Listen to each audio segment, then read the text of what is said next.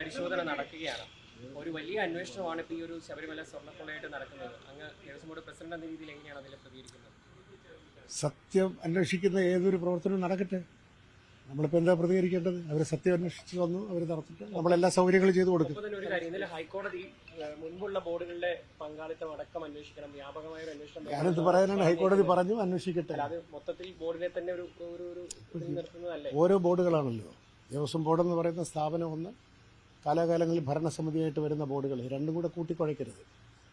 ഭരണസമിതി എന്നുള്ള അർത്ഥത്തിലാണ് ആ ബോർഡ് എന്നുള്ള സംജ്ഞ ഉപയോഗിച്ചിരിക്കുന്നത്, ആ ഭരണസമിതി എന്നുള്ളത്. എന്നാൽ ദേവസ്വം ബോർഡ് എന്ന് പറയുന്ന ഒരു കണ്ടിന്യൂസ് എൻറ്റിറ്റിയാണ്.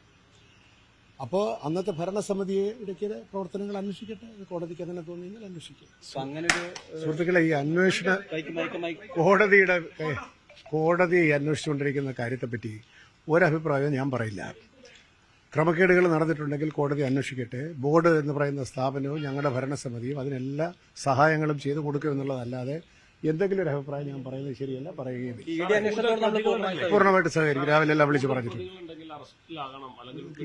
എന്റെ സുഹൃത്തെ, ഞാൻ എന്തിനാണ് ഇതൊക്കെ പറയുന്നതെന്നാണ് എന്റെ ചോദ്യം. അറസ്റ്റ് ചെയ്യേണ്ടവർ അറസ്റ്റ് ചെയ്യണം. സത്യം അന്വേഷിച്ചിട്ടുള്ള ഏതൊരു പ്രവൃത്തിക്കും നമ്മൾ കൂടെ നിൽക്കും. അതാണല്ലോ അത് നടക്കുന്നു. അത് രാവിലെ വിളിച്ച് പറഞ്ഞല്ലോ എല്ലാം ചെയ്തു കൊടുക്കാൻ അവരാവശ്യപ്പെടുന്ന രേഖകൾ. അത് വ്യക്തിപരമായിട്ട് ഞാൻ പറഞ്ഞാൽ, ഞങ്ങളുടെ ഇപ്പോഴത്തെ പുതിയ ഭരണസമിതി, പുതിയ ബോർഡിന്റെ ഒരു ചാലഞ്ച് തന്നെ എന്താണ്?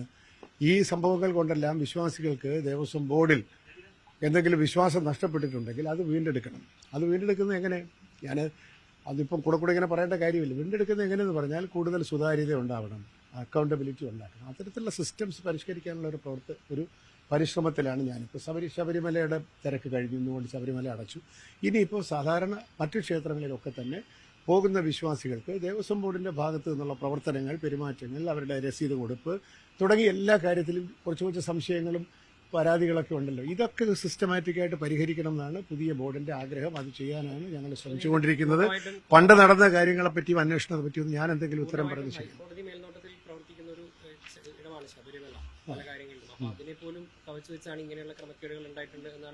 അപ്പോൾ സിസ്റ്റം ഫെയിലിയർ ആണ്, നമ്മൾ പരിശോധിക്കുന്നത്. ഇനി ഭാവിയിൽ ഇതുണ്ടാവരുമെന്ന് ഉറപ്പുവരുത്തലാണ് ഞങ്ങളുടെ ജോലി.